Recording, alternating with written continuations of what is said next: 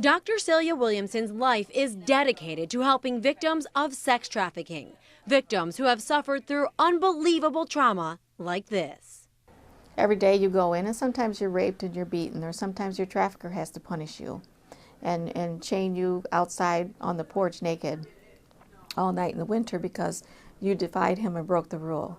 Williamson's office at the University of Toledo is decorated with diplomas, but also gracious notes of thanks from victims. An angel of hope hangs from the window, even though Williamson says we're losing the battle against sex trafficking. The three largest illegal enterprises in the world are guns, drugs, and human trafficking. Which business do you want to be in? Guns and drugs, where we know exactly where to look, how to prosecute it, and we arrest the right people? Or do you want to be in human trafficking where you can sell your victim over and over? Williamson spearheaded a 2012 study about domestic sex trafficking in Ohio, funded by the Department of Justice and sponsored by the Attorney General's Ohio Human Trafficking Commission. We looked through the study together.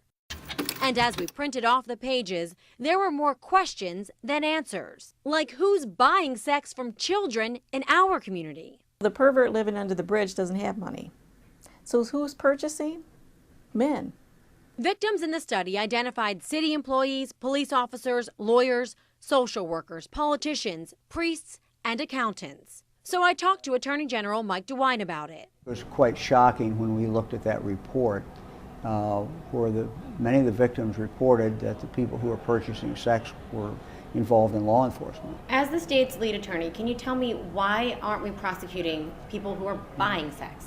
Historically, we have prosecuted the prostitutes, but not prosecuted the men who are buying the sex. Back in Williamson's office, she says that's not enough, adding she thinks people who are serious about ending trafficking need to be serious about prosecuting men who buy sex.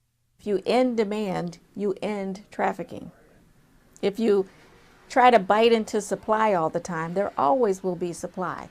There always will be vulnerable people that can be trafficked. And vulnerability is what every sex trafficking victim shares. That's why Williamson says she will continue to fight for young girls in our community. Reporting in Toledo, Jacqueline Policastro, 13 ABC Action News.